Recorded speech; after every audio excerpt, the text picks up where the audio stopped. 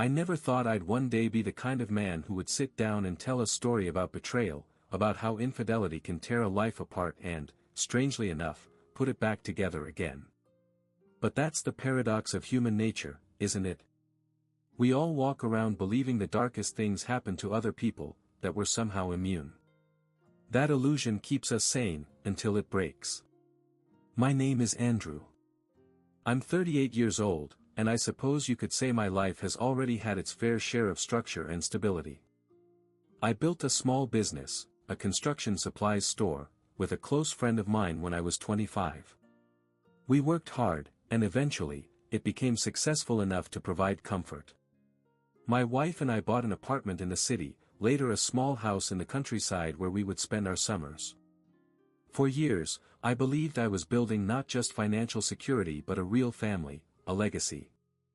I met Irina at university. She was studying literature, while I was on the economics track. She wasn't the kind of woman who turned heads immediately, not in the obvious sense. But she had a quiet, magnetic beauty, the kind that settles under your skin. I fell for her voice before anything else, calm, confident, slightly ironic. She had a way of speaking that made even the simplest phrase sound like a secret worth keeping. We started dating a month after we met, and 3 years later, we married. I still remember the tiny apartment we rented in an old building at the edge of the city. The stairwell always smelled of damp concrete, the paint on the walls was peeling, and yet we were happy. There was something intoxicating about building a life from scratch, about lying in a narrow bed together and dreaming about the future. For a long time, I believed those dreams had come true. But life has a cruel way of exposing the cracks we ignore. For the first 10 years of our marriage, things felt steady. Not always perfect, no marriage ever is, but there was rhythm, familiarity, and a sense of partnership. We both worked hard. Irina became a teacher at a local school, and I spent long hours at the store, managing staff, negotiating with suppliers, dealing with paperwork. At night, we would eat together, sometimes in silence, sometimes talking until late, her telling me stories about her students and me complaining about deliveries that arrived late or invoices that didn't add up. We didn't have children. That was partly by choice, partly by circumstance. For years we said we'd wait until things settled down. First we wanted to save enough to buy the apartment. Then the business demanded more time. Then, without realizing it, we were both in our mid-30s and the conversation had changed. Irina occasionally brought it up, usually with a kind of distant sadness in her eyes, but I would brush it off, saying it wasn't the right time. She stopped asking eventually. Looking back, I think that silence was one of the first cracks. It's strange how routines can disguise distance.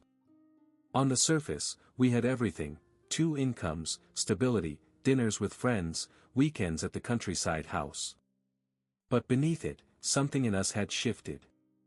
Irina had grown quieter, though at the time I mistook it for fatigue. I believed she was simply tired from work, or perhaps bored with the sameness of our days. The truth is, I had stopped looking closely. I can remember the exact evening when I realized something was different. It was late autumn, and I had come home earlier than usual. Irina was in the kitchen, her phone on the counter, the screen lighting up with a message. I don't know why, but I looked. I didn't read it, not fully, just saw a name I didn't recognize. A man's name. When she noticed me, she picked up the phone almost too quickly, smiling as if nothing had happened. And maybe it was nothing. Maybe it was just a message from a colleague. But something in the air changed. From that day, I became more aware. I noticed she was texting more often, smiling faintly at her phone. She started spending more evenings, at school events or grading papers, at a cafe instead of at home. She wore new clothes, subtle, not flashy, but different from her usual modest style. I told myself I was imagining it. I told myself this was just marriage settling into a new stage. But doubt, once it takes root, grows silently and relentlessly. I didn't confront her, not at first.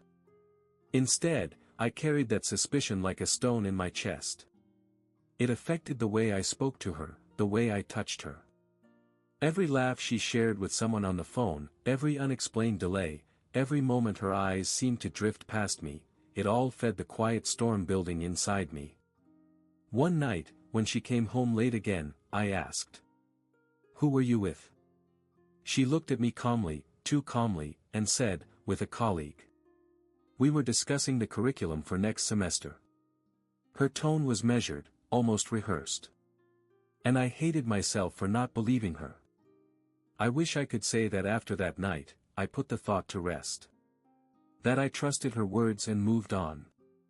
But once suspicion takes root, it doesn't let go. It spreads like ivy through every corner of your life. The next weeks were a blur of contradictions. On one hand, I wanted to believe her. Irina had never given me a reason to doubt her before. She wasn't reckless, she wasn't flirtatious, she wasn't the type to seek attention. On the other hand, the small signs were impossible to ignore. She began wearing perfume more often, not the kind I used to buy her, but something new, lighter, floral, with a sweetness that lingered on her clothes. She started staying late at school twice a week. When she came home, her face looked flushed, as though from laughter or wine, even though she claimed she hadn't been drinking. I tried to push the thoughts away.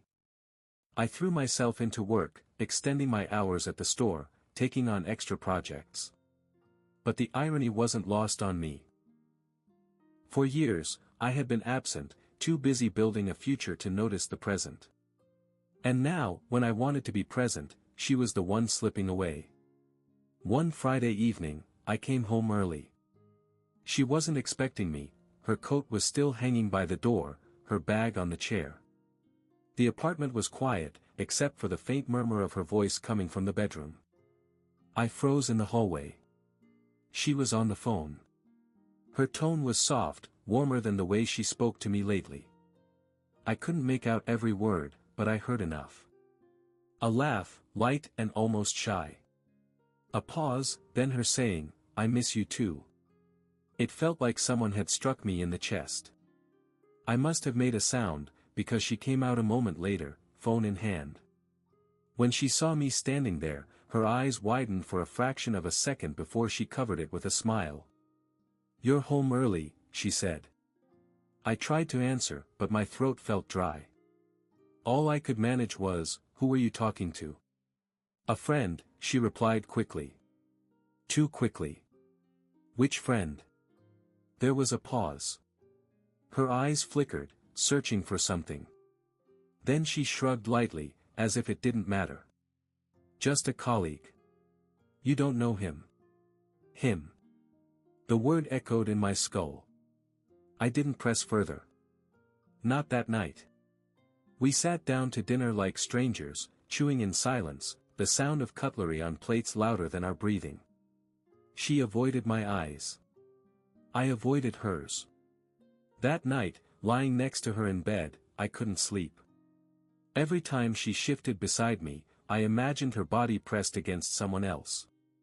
Every time she breathed out, I wondered if she whispered another man's name when I wasn't listening.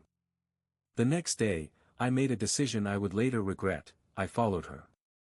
She left the house around 5 in the evening, dressed more carefully than usual. A long coat, lipstick, the same floral perfume. She told me she was meeting colleagues at a cafe to discuss a school project. I waited 15 minutes, then took the car and drove after her, keeping my distance. My hands trembled on the wheel, my chest tight with shame at what I was doing, and with fear of what I might find. She didn't go to a cafe. She went to a small restaurant on the other side of town, the kind of place where no one would stumble upon you by accident. I parked a block away and watched from the corner. She sat by the window, and 10 minutes later, a man joined her. He was tall, younger than me, with dark hair and a clean, sharp look about him. When he leaned in to greet her, she smiled in a way I hadn't seen in years. Not polite, not routine. Genuine. Bright. Alive. They ordered drinks, laughed, leaned closer and closer until their shoulders almost touched. And then, as I stood outside in the cold evening air, I saw him take her hand across the table. She didn't pull away. In that moment, something inside me cracked.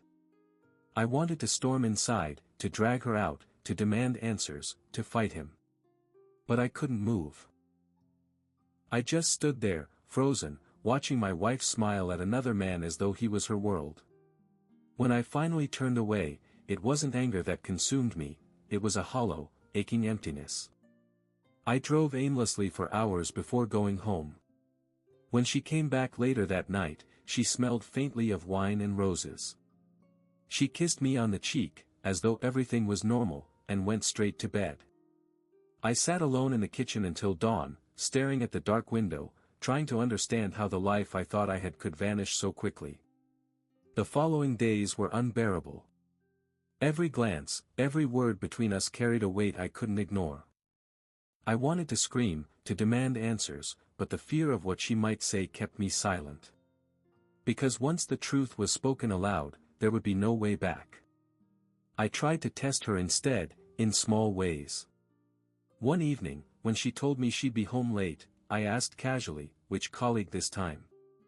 She smiled faintly, almost pitying me. "Don't start again, Andrew. You're imagining things." Her calmness infuriated me more than any confession would have. If she had shouted, if she had denied with passion, I might have believed her. But this cold, measured dismissal, it only confirmed what I already knew. I started drinking more, pouring myself a glass of whiskey each night after she went to bed. Sitting alone in the dark living room, I replayed every detail of our marriage in my mind, searching for the moment it had slipped from my hands. Was it when I ignored her hints about children? When I chose late nights at work instead of evenings with her? Or had she simply changed, grown into someone I no longer recognized? The worst part wasn't even the betrayal itself, it was the realization that she looked at him the way she hadn't looked at me in years. One night, unable to bear the silence anymore, I confronted her. We were in the kitchen. She was rinsing dishes, her sleeves rolled up, hair tied back. Ordinary, almost domestic. I stared at her back for a long moment before I said, quietly but firmly, "Who is he?" She froze, her hands still under the water. Then she turned, slowly, her eyes meeting mine. "Who is who?" she asked. "Don't do that, Irina. Don't insult me. I saw you." My voice shook. "At the restaurant. With him." For a second, her face betrayed her, shock, fear, then a flicker of guilt. But just as quickly, she composed herself. "You followed me?" she asked, her tone sharp. "That's what you're worried about? That I followed you?" My chest burned.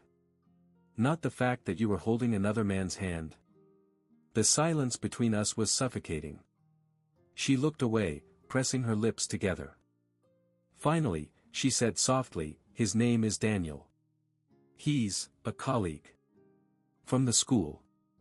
I laughed bitterly. "A colleague. That's the word you use?" Her eyes filled with tears, but she didn't move closer. She stayed by the sink, as if the distance could shield her. "It wasn't supposed to happen," she whispered. "I didn't plan it. But he listened. He noticed me.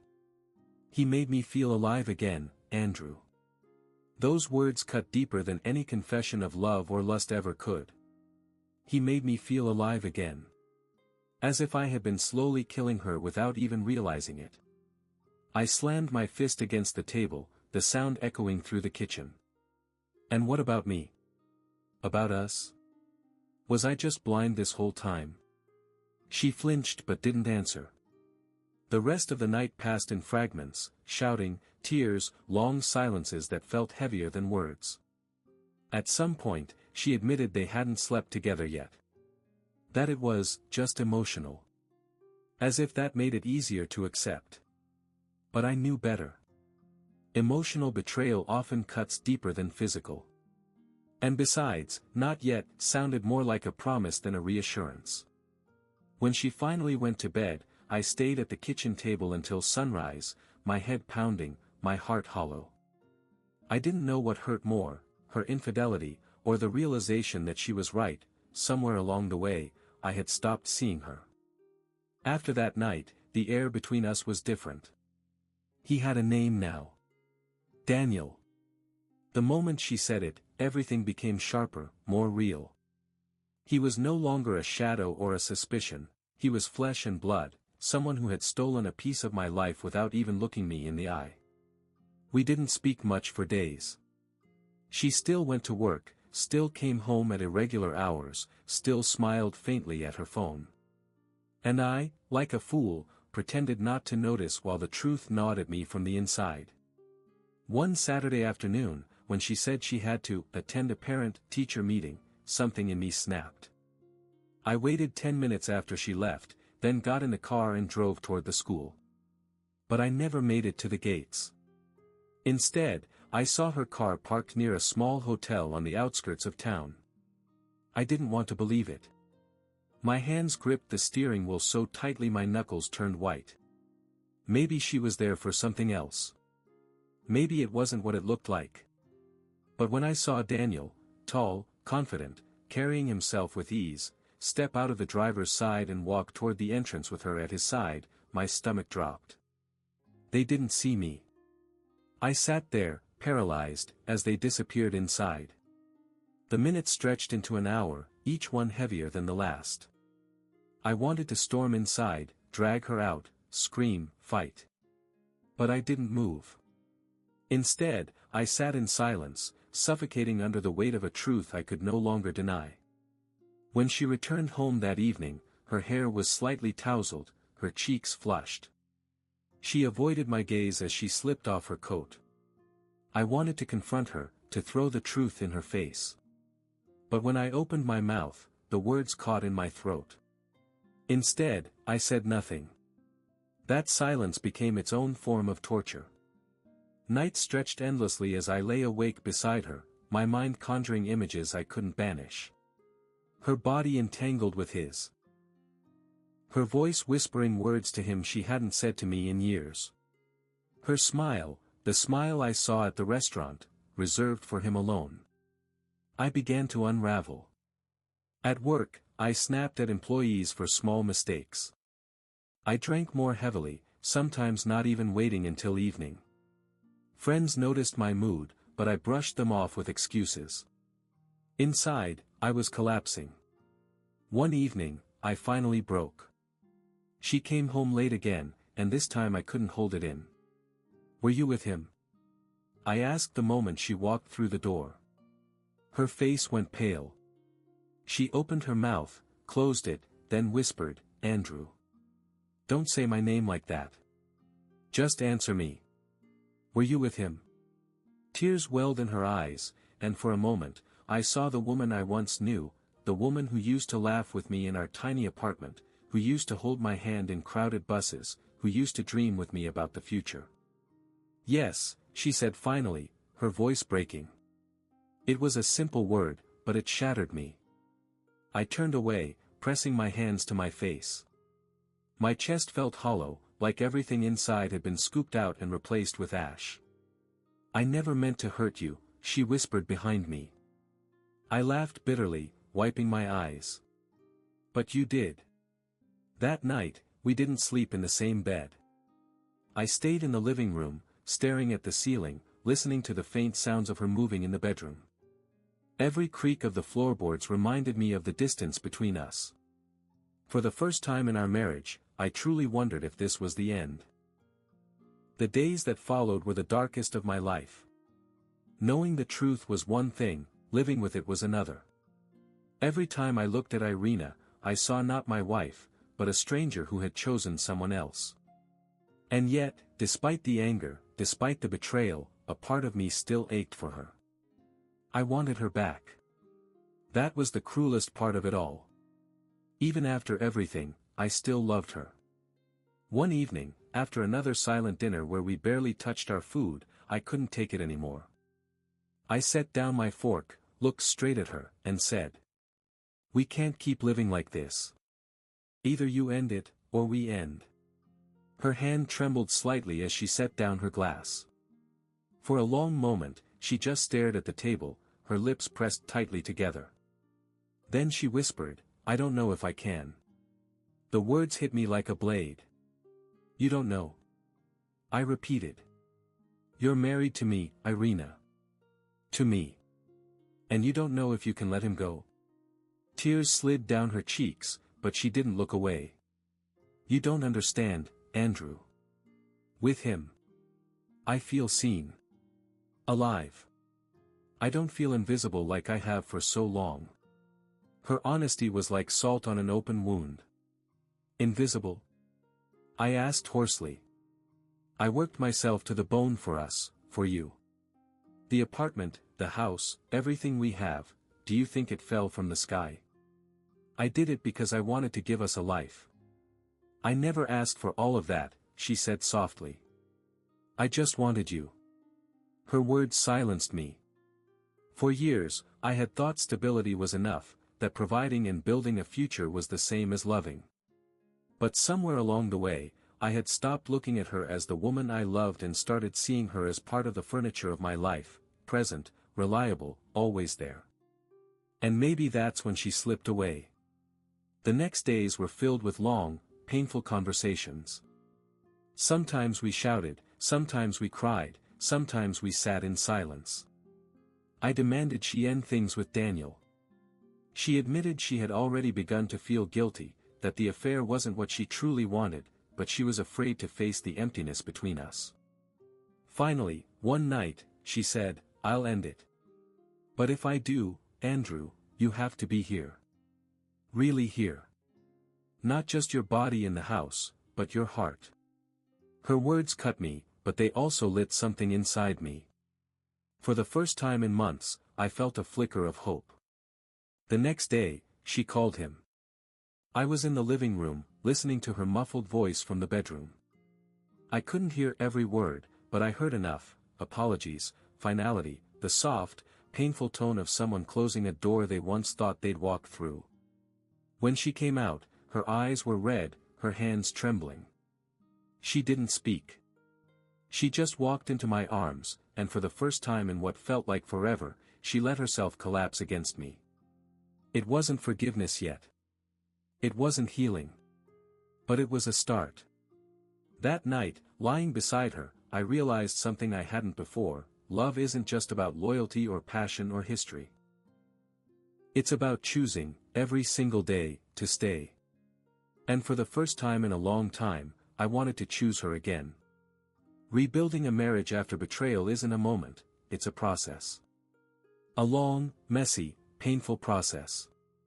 The day after Irina ended things with Daniel, the silence between us was different. Not cold, not hostile, but heavy with the weight of everything that had been said and done.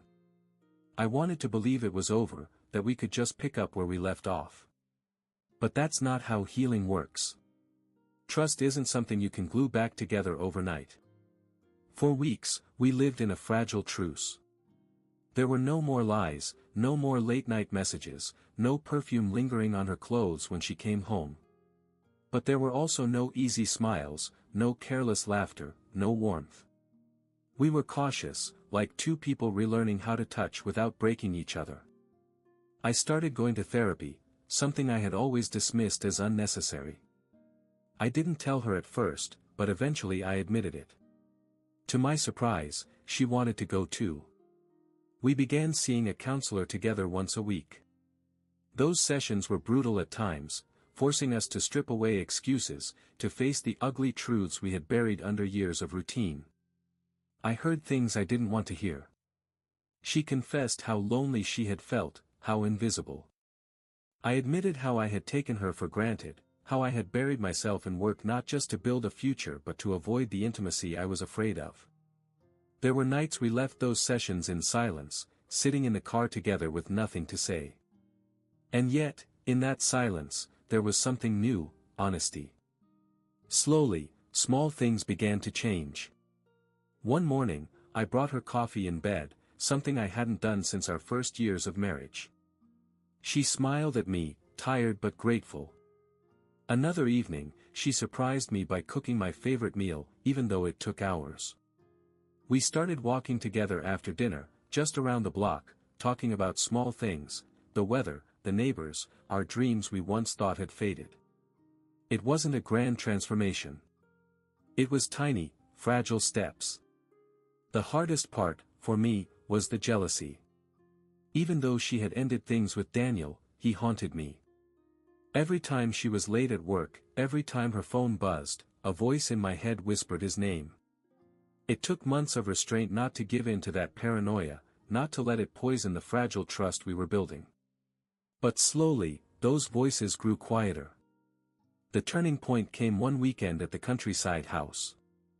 We hadn't been there together in nearly a year. The place had gathered dust, the garden overgrown.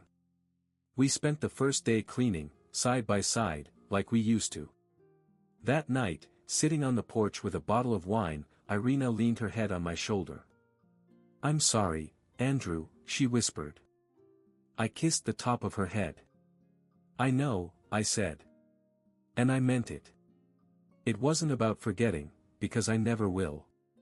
But forgiveness isn't about erasing the past. It's about choosing not to let it dictate the future. That night, we made love for the first time in months. It wasn't fiery or desperate. It was slow, hesitant, tender, two people trying to remember how to belong to each other. And when she fell asleep in my arms afterward, I felt something I hadn't felt in a long time: peace. It's been 2 years since that night. We're still together. The cracks are still there, faint but visible, reminders of what almost broke us. But the love is there too, stronger now, perhaps, because it's been tested. Sometimes I think back to Daniel, to those long nights of doubt and rage. I don't hate him anymore. If anything, he forced us to face what we had been ignoring for years. Painful as it was, maybe it saved us. This isn't a fairy tale.